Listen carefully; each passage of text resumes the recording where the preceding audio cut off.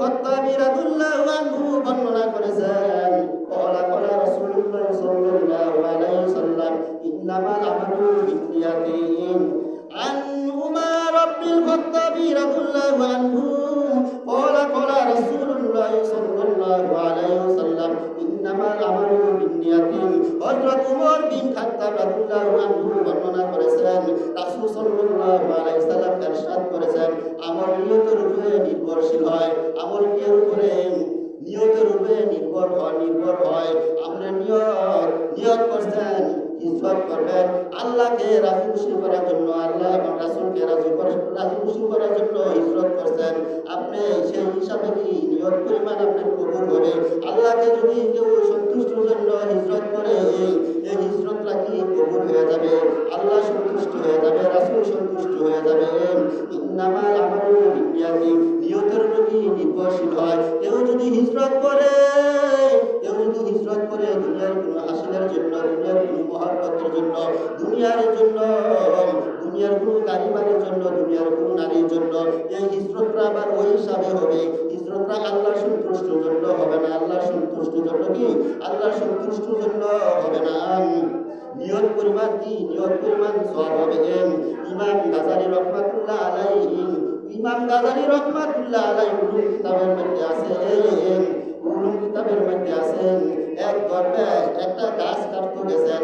এক মুসলমান গাছের পূজা করে মুসলমান ব্যক্তি এই দরবেশ গুলা শুনিয়া গাছটা কাটিবার জন্য উপস্থিত হইল। গাছটা কাটিয়ে দিব দরবেশ উপস্থিত হইল। এবার দরবেশ যখন উপস্থিত হয়েছে, শয়তান বলতেছে, গাছটা যদি আপনি কাটিয়ে দেন অন্য একটা গাছের পূজা করবে। অন্য একটা গাছের পূজা করবে, গাছটা কাটিয়ে না। দরবেশ বলে, না, গাছটা আমি কাটিয়ে দেব। এবার শয়তান বলতেছে, না, গাছটা কাটিয়েন না। আপনি যদি ওই গাছটারে কাটিয়ে দেন আরেকটা গাছের পূজা করবে। শয়তানের বুদ্ধি আছে। দরবেশ কয়, না, আমি গাছটা কাটিয়ে দিব। বলে তারা যুদ্ধের ঘোষণা হয়েছে, লড়াই আরম্ভ করছে। লড়াই করতে করতে এবার দরবেশ জয় হয়ে গেছে। জয় হয়ে গেছে। এবার গাছটা কাটিয়ে দিব। গাছটা তো এবার কাটবে, দরবেশ কি জয় হয়েছে। এবার শয়তান বলতেছে, গাছটা কাটিয়েন না। আবার কুমন্ত্রণা দিতেছে, গাছটা কাটিয়েন না। গাছটা তো এবার কাটবো। শয়তান তো জয় হইতে পারে নাই, দরবেশ তো জয় হয়ে গেছে। এবার শয়তান আবার কুমন্ত্রণা দিল, ও দরবেশ, আপনি আমল করেন, আপনি নেক আমল করেন, আপনার আমলের কোনো বাধা দিব না। আপনার কি আমলের মধ্যে কোনো বাধা দিব না। আপনি চলে যান, গাছটা কাটিয়েন না। প্রতিদিন রাত্রে 2 দিনার করে স্বর্ণ দেব। 2 দিনার দেব। কয় দিনার? 2 দিনার দেব। আপনি গাছটা কাটিয়েন না। দরবেশকে বুদ্ধি দিল, শয়তান পরামর্শ দিল। শয়তান কি পরামর্শ দিল? গাছটা কাটিয়েন না, 2 দিনার করে কি স্বর্ণ দেব, গাছটা কাটিয়েন না। দরবেশ যখন এই কথাটা শুনছেন, দরবেশকে যখন শয়তানের পরামর্শ দিতেছে, জয়ের পরে শয়তান বলতেছে, 2 দিনার করে দেব, 2 দিনার করে দেব, আপনি চলে যান। আপনার ইবাদতের মধ্যে আমি কোনো বাধা দেব না। আপনি চলে যান। আপনার বালিশের নিচে প্রতিদিন আমি 2 দিনার করে দেব। এবার দরবেশ চলে গেছে। লোক পায়া কি পাপে মৃত্যু, পাপ পাবে মৃত্যু, লোক পায়া দরবেশ চলে গেছেন। এবার প্রথম দিন 2 দিনার দিল। দুই দিনার দিল। আপনার সব প্রথম দিন 2 দিনার হইল, 2 দিনার দিল। আবার পরের দিন 2 দিনার দিছে। পরের দিন কি 2 দিনার দিছে। 2 দিনার দেওয়ার পরে পরের দিন আর দেয় না। পরের দিন কি তৃতীয় দিন আর দেয় না। তৃতীয় দিন না দেওয়ার কারণে আবার দরবেশ হাজির হয়েছে। আবার কি দরবেশ গাছটা কাটিবার জন্য হাজির হয়েছে। গাছটা আবার কাটিয়ে দিব। দরবেশ আবার হাজির হয়েছে। এবার শয়তান বলতেছে, না, গাছটা কাটা যাবে না। দরবেশ কয়, অবশ্যই আমি গাছটা কাটিয়ে দেব। আবার লড়াই আরম্ভ শুরু হইল। এবার লড়াই করতে দরবেশ আর জয় হইতে পারলেন না। শয়তান জয় হয়ে গেল। এবার দরবেশ বলে, আমি প্রথম দিন জয় হইলাম, আজকে কেন জয় হইলাম না? এবার শয়তান জয় হয়ে গেল। শয়তান উত্তর দিল, ও দরবেশ, তুমি প্রথম দিন আল্লাহর সন্তুষ্টির জন্য তার জন্য আল্লাহর সন্তুষ্টির জন্য, ভালোবাসার জন্য, রাসূল সাল্লাল্লাহু আলাইহি সাল্লামের সন্তুষ্টির জন্য গাছটা কাটিবার জন্য উপস্থিত হয়েছেন। আজ তুমি ধর্মের গাছটা কাটিবার জন্য উপস্থিত হয়েছো না, আল্লাহর সন্তুষ্টির জন্য না। 2 দিনের করে স্বর্ণ কেন পাও নাই? আজ দ্বিতীয় দিন 2 দিনের করে স্বর্ণ কেন পাও নাই? এই জন্য উপস্থিত হয়েছো। স্বর্ণ কেন পাও নাই? আমি এই জন্য জয় হয়ে গেছি। কারণটা কি দেখছেন নি? আল্লাহ তাআলা বলছেন নিয়তের উপর সত্যি নির্ভরশীল হন।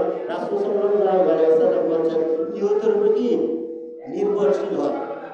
এই জন্য কি নিয়ত কি ঠিক রাখবে, নিয়ত ঠিক রাখবে। সাহাবারা কেমন ছিলেন জানেন? সাহাবারার আপনার সামনে শয়তান আগমন হয়, আমরা আলিশা করি, আমরা অনেক করি, শয়তানের সাথে আমরা বন্ধু করি। সাহাবারা কেমন ছিলেন জানেন? 200 হাত দূরে শয়তান থাকতো। 200 হাত দূরে সাহাবারার শয়তান থাকতো। সাহাবারার সামনে শয়তান হাজির হতো না।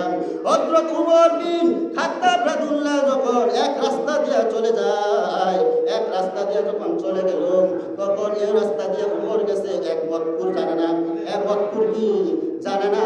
মতপুর ওই রাস্তা দিয়ে হাঁটতাছে হযরত ওমর। কতক্ষণ পরে বাইসা উঠছে, দেখতাছে 200 হাত দূরের থেকে হযরত ওমর, 500 হাত দেখিতেছে হযরত ওমর ওই মতপুর মদের শিশার মধ্যে মদ হাতে, মদ কি হাতে, মদ গুলা হাতে, মতপুর থরথরে কাঁপতাছে। হযরত ওমর 200 হাত দেখে মতপুর থরথরে কাঁপতাছে। মতপুর বলে আল্লাহ, হযরত ওমর যদি সামনে যদি পড়ে আমাকে পতন করবে অথবা আমাকে শাস্তি দিবে। আল্লাহ ওমর সামনে পড়তাছে। কিছুক্ষণের মধ্যে এই মুহূর্তে তুমি আল্লাহ মদের শিশা দুধ বানিয়ে দাও, মদের শিশা দুধ বানিয়ে দাও। আমি তুবা বললাম ইয়া আইয়ুহাল্লাযীনা আমানু তুবু ইলাল্লাহি তাওবাতান নাসুন। আমি কোনদিন মদ খাবো না, কোনদিন মদ খাবো না, কোনদিন কি মদ খাবো না। তোমরা কেমন ভাবে করছেন দেখেন। হযরত ওমর বিন খাত্তাব রাদিয়াল্লাহু হাজির হলো, জিজ্ঞাসা করতেছে মদের শিশার মধ্যে কি, মদের শিশার মধ্যে কি? ওই মতপুর বলতেছে মদের শিশার মধ্যে হইল দুধ। কি দুধ? সুবহানাল্লাহ বলেন। মদের শিশার মধ্যে দুধ। তাকায়া দেখে মদের শিশার মধ্যে দুধ। ওই মতপুর আল্লাহর কাছে দোয়া করছেন, আল্লাহ তুমি পারো না, এমন কোনো কাজ বাকি নাই, বাকি নাই, তুমি এমন কোনো কাজ বাকি নাই। মদের শিশার মধ্যে মদ, তুমি দুধ বানিয়ে দাও। আমি ওমরের কাছে আমি দুধ খাবো, দুধ খাবো, আর জিন্দিগো আমি মদ খাবো না। আমি জীবনের জন্য তওবা করলাম। ইয়া আইয়ুহাল্লাযীনা আমানু তুবু ইলাল্লাহি তাওবাতান নাসুহ। আমি জিন্দিগো আর মদ খাবো না। এজন্য কি আল্লাহ তাআলা তওবা কবুল করেন। আপনারা যত গুনাহ করছেন না করছেন, সারা বছর গুনাহ করছেন, আল্লাহর কাছে কি ক্ষমা চাইবেন, মাফ চাইবেন। শুধু ক্ষমা চাইবেন, মাফ চাইবেন, নামাজ পড়বেন, সারা রাত নামাজ পড়বেন, জিকির করবেন, কোরআন তেলাওয়াত করবেন। এটি আপনারা কাজ।